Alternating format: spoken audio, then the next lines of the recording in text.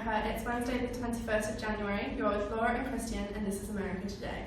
Tonight, as the dust settles on the President's inauguration, we take a look back at the Jelly Bean Man's election campaign and what it means for the future of this great country in the face of the release of our hostages from the Iranian embassy yesterday. Last November, Reagan stormed the votes in the election, taking 44 of the available 51 votes, booting out Jimmy Carter and putting the Republicans back into the White House. Well, it was a comfortable evening all around, Christian, wasn't it? Carter's figures of 49 in the electoral vote were completely upstaged by former Hollywood darling, famous for playing George the Gipper Gip, who scored a massive 489, 10 times more than the outgoing president.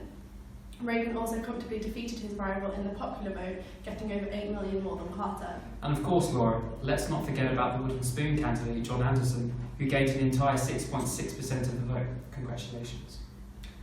Looking forward to Reagan's presidency and what we can hope to expect from the Republican man, we have Bailey, Sonia and Stephen in the studio with us today, as well as hearing from Ashley Kular, our eyes and ears in Tehran, reporting on scenes in the Iranian capital. So Bailey, would it be fair to say that Reagan's election victory in November was entirely expected, considering the difficulties Carter has faced recently? Yeah, I would agree with that. Obviously, with Carter's failure to spring an October surprise, he rallied around the flag effect that helped him maintain public support so far in the face of his countless failures clearly began to fail him. Obviously, his presidency has seen a series of crises, such as the rise in stagflation that has resulted in high numbers of Americans in unemployment. Carter was also criticised throughout his election campaign due to the fact that his reaction to the threats from Iran were incredibly slow, even though we know it's been made public that the CIA had warned Carter 12 months prior to the hostage crisis to remove their diplomats from the city. Ultimately, it wasn't until after his term has ended that we've seen any results in the release of these hostages. Taking all this into account, it's hardly surprising that Carter's popularity dropped come the November election. But don't you think that's a bit of an unfair statement, considering that to some extent Carter can be seen as a victim of circumstances? I mean, you mentioned about stagflation. Carter's economic policy did not cause this, rather they actively combated it, with GDP rising by 3% during his term. We're in the midst of a global economic crisis as a result of events in the Middle East, and the subsequent hike in oil prices is at its centre. How would handing the reins over to a maverick like Reagan help us get out of this mess?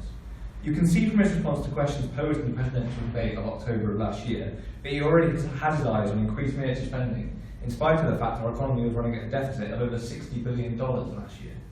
Carter, on the other hand, stated in the same debate that spending on defence has been decreased by 37% over the last 8 years.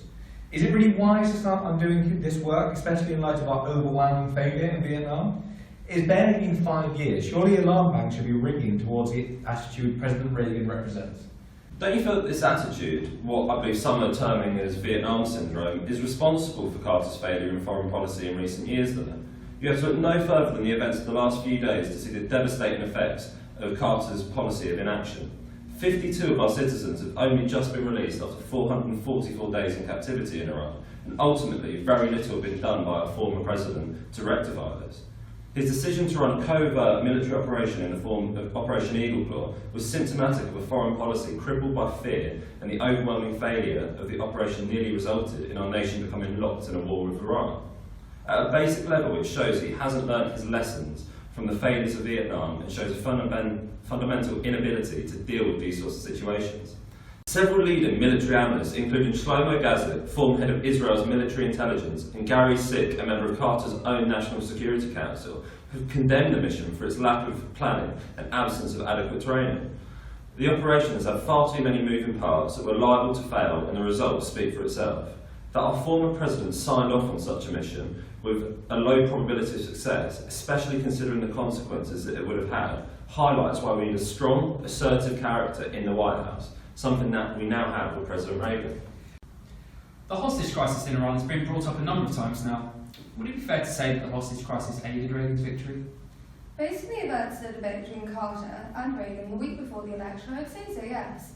Before the debate, the average poll indicated that Carter was 2 to 3 points behind Reagan.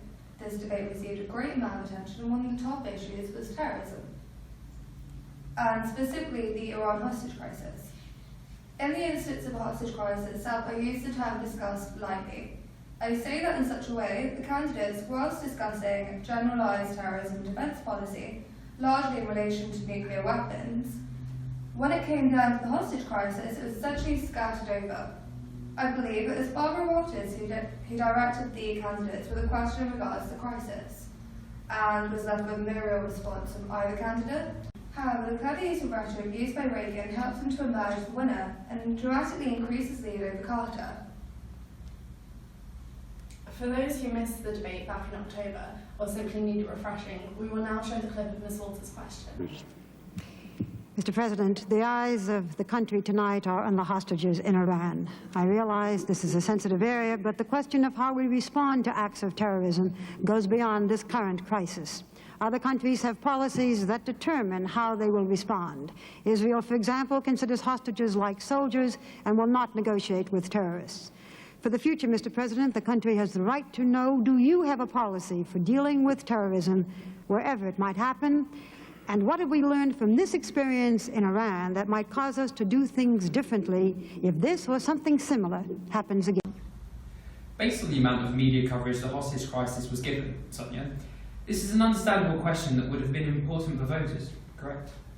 Yes, very much so. In fact, it would have been especially important following the failed rescue attempt. Carter's response was a non-specific attempt, and it neglected the original question. Reagan's was very much an arrogant and avoidant tactic. Why don't we have a quick recap on that? Again. Barbara, one of the blights on this world is the threat and the activities of terrorists. At one of the recent economic summit conferences between myself and the other leaders of the Western world, we committed ourselves to take strong action against terrorism. Airplane hijacking was one of the elements of that commitment. There is no doubt that we have seen in recent years, in recent months, additional acts of violence against Jews in France and, of course, against those who live in Israel by the PLO and other terrorist organizations. Ultimately, the most serious terrorist threat is if one of those radical nations who believe in terrorism as a policy should have atomic weapons. Both I and all my predecessors have had a deep commitment to controlling the proliferation of nuclear weapons in countries like Libya or Iraq. We have even alienated some of our closest trade partners because we have insisted upon the control of the spread of nuclear weapons to those potentially terrorist countries. When Governor Reagan has been asked about that, he makes a very disturbing comment that non-proliferation or the control of the spread of nuclear weapons is none of our business. And when he was asked specifically recently about Iraq, he said there's nothing we can do about it. This ultimate terrorist threat is the most fearsome of all, and it's part of a pattern where our country must stand firm to control terrorism of all kinds. Ms. Walters, a follow-up? Yes. While we are discussing policy, had Iran not taken American hostages, I assume that in order to preserve our neutrality, we would have stopped the flow of spare parts and vital war materials once war broke out between Iraq and Iran. Now we're offering to lift the ban on such goods if they let our people come home. Doesn't this reward terrorism, compromise our neutrality, and possibly antagonize nations now friendly to us in the Middle East? We will maintain our position of neutrality in the Iran and Iraq war. We have no plans to sell additional material or goods to Iran that might be of a warlike nature. When I made my decision to stop all trade with Iran as a result of the taking of our hostages, I announced then and have consistently maintained since then that if the hostages are released safely, that we would make delivery on those items which Iran owns, which they have bought and paid for. Also, that the frozen Iranian assets would be released. That's been a consistent policy, one I intend to carry out. Carter is right here. It is worrying that Reagan is ignorant of the importance of non-proliferation, not only to ourselves, but to the rest of the world. Carter is simply being realistic, honest, and sensible with his response. He clearly cannot be expected to detail exactly how potential situations would be handled. The fact is, Carter doesn't detail how he would handle these situations. As I mentioned earlier, 52 American citizens have only just been released from their captivity in Iran, an ordeal that can be blamed largely on Carter's inability to act. This question from Barbara simply highlighted what is already obvious in Carter's case. He simply is not strong enough to deal with the growing threat of terrorism that America faces, and the general public quite clearly agree. And now the response from Reagan when posed the same question. Well, Barbara, you've asked that question twice. I think you ought to have at least one answer to it. I have been accused lately of having a secret plan with regard to the hostages. Now, this comes from an answer that I've made at least 50 times during this campaign to the press, which is that the question would be, have you any ideas of what you would do if you were there? And I've said, well, yes. And I think that anyone that's seeking this position, as well as other people probably, have thought to themselves, what about this, what about that? These are just ideas of what I would think of if I were in that position and had access to the information in which I would know all the options that were open to me. I have never answered the question, however, second, the one that says, well, tell me, what are some of those ideas? First of all, I would be fearful that I might say something that was presently underway or in negotiations and thus expose it and endanger the hostages. And sometimes I think some of my ideas might involve quiet diplomacy where you don't say in advance or say to anyone what it is you're thinking of doing. Your question is difficult to answer because in the situation right now, no one wants to say anything that would inadvertently delay in any way the return of those hostages if there is a chance that they're coming home soon, or that might cause them harm. What I do think should be done, once they are safely here with their families and that tragedy is over, and we've endured this humiliation for just lacking 1 week of a year now, then I think it is time for us to have a complete investigation as to the diplomatic efforts that were made in the beginning, why they have been there so long, and when they come home, what did we have to do in order to bring that about? What arrangements were made? And I would suggest that Congress should hold such an investigation. In the meantime, I'm going to continue praying that they'll come home. Follow-up question. Well, I would like to say that neither candidate answered specifically the question of a specific policy for dealing with terrorism, but I will ask Governor Reagan a different follow-up question. You've had suggested that there would be no Iranian crisis had you been president, because we would have given firmer support to the Shah. But Iran is a country of 37 million people who are resisting a government they regarded as dictatorial. My question is not whether the Shah's regime was preferable to the Ayatollahs, but whether the United States has the power or the right to try to determine what form of government any country will have, and do we back unpopular regimes whose major merit is that they are friendly to the United States? The degree of unpopularity of a regime, when the choice is total authoritarianism, totalitarianism, I should say, in the alternative government, makes one wonder whether you are being helpful to the people. And we've been guilty of that. Because someone didn't meet exactly our standards of human rights, even though they were an ally of ours, instead of trying patiently to persuade them to change their ways, we have, in a number of instances, aided a revolutionary overthrow which results in complete totalitarianism instead for those people. And I think that this is a kind of a hypocritical policy when at the same time we're maintaining a détente with the one nation in the world where there are no human rights at all, the Soviet Union. Now, there was a second phase in the Iranian affair in which we had something to do with that. And that was we had adequate warning that there was a threat to our embassy, and we could have done what other embassies did, either strengthen our security there or remove our personnel before the kidnap and the takeover took place. I thought you guys have at least one answer for it. How ironic. Reagan is clearly using rhetoric here to try and fool the listener into thinking he's going to provide the answers that Carter didn't. I'm impressed that Ms. Walters called both of them out for not specifically answering her question.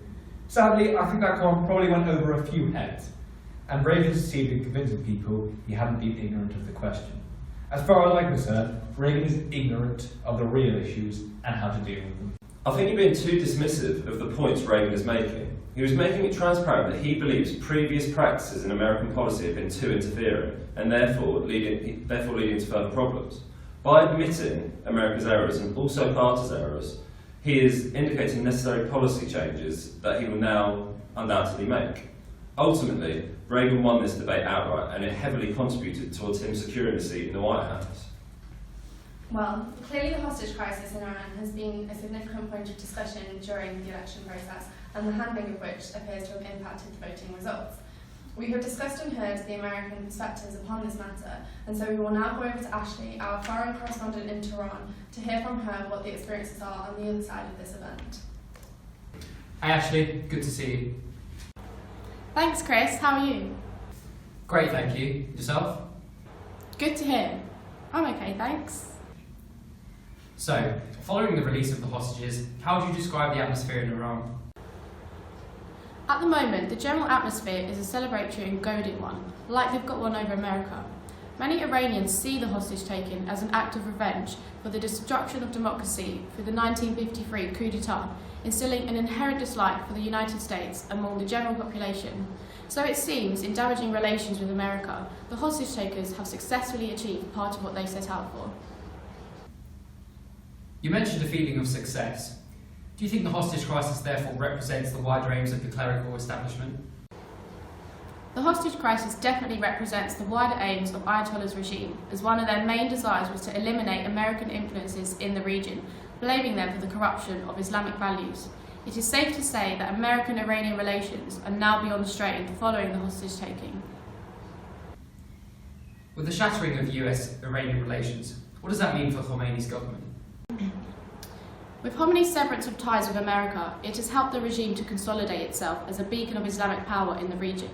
Speaking of Khomeini's aims, a prominent hostage taker has said that the hostage crisis accomplished something vitally important. We had shattered the image of America's superiority in the world. With access to Shah's military, Iran is demonstrating their military prowess in their current hot conflict with Iraq. Thanks for that, Ashley. Thanks, Chris. Back to you. Bailey, what is your opinion on the outcome of the hostage crisis? Did Carter respond effectively? Well, the damage has been done to America as a nation, and not only has the hostage crisis destroyed families, but it's also destroyed the reputation of America as a dominant military power. As I mentioned earlier, the failure of operations like Eagle Claw have contributed to this massively. President Carter turned our country into a total laughingstock. The Iranians mocked our nation by shamelessly broadcasting the bodies of our men. The shame caused by Eagle Claw and our failure to rescue all of the hostages can be laid with Carter. He initially failed to recognise the threat posed by Iran, which was clearly becoming increasingly revolutionary.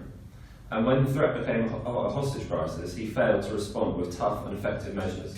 I think this was a test of the capability of Carter, one which he has proven himself to be incompetent when dealing with foreign issues. Something I think Reagan will excel at, given his tough stance on terrorism during his election campaign. That's an interesting view you've taken, Bailey, but surely blaming President Carter wholly for failures in the hostage crisis is unforgiving, given that many of the factors attributing to our failures in rescuing the hostages and attaining their release were out of Carter's control. Sorry, can I just go in there? I completely agree that many of the failures in the hostage crisis were due to external factors. Bailey mentioned Operation Eagle Claw several times now.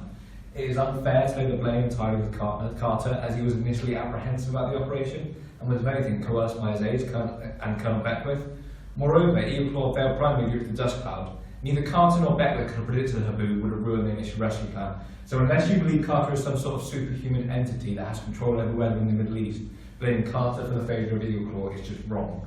Carter and Beckwith should have used their foresight though. Haboobs are not uncommon in the Middle East, and when carrying out a mission on the scale of Eagle Claw, President Carter should have known to confirm that all necessary equipment and backup was available. All you have done, Stephen, is testify to Carter's incompetence as a president and his utter lack of foresight throughout the Iranian hostage crisis. Any man who believes that writing letters pleading into the release of hostages from a well-known extremist cleric is not fit to be president, and especially not president of the United States. It's clear that Carter intended to take a diplomatic route when dealing with the hostage crisis, but when dealing with a country that has a deep-rooted hatred for the United States, it's not an effective tool for diplomacy. If anything, Carter was giving the Iranians more of a reason to mock him and the United States, taking pleasure from the president of one of the most powerful countries in the world, grovelling in the face of a newly formed theocracy. The hatred for the United States and Iran, as Ashley previously mentioned, stemmed from the 1953 coup d'etat. This was further fueled by Carter accepting the Shah into the United States for cancer treatment. the Iranian public feared this would mean an end to their revolution. This posed a genuine threat to the newly formed theocracy in Iran. In order for Khomeini to consolidate and actually maintain his power, he had to hold on to the hostages for as long as he could. He wanted to effectively use the hostages as leverage against the United States to dismantle any threat to his revolution or his newly formed position as the Ayatollah in Iran. And he also wanted to achieve one of his grand aims of reducing any sort of American influence in the region and in Iran especially. So writing letters to a man who wishes to wipe out American influence in the region is just a futile and huge miscalculation on Carter's part.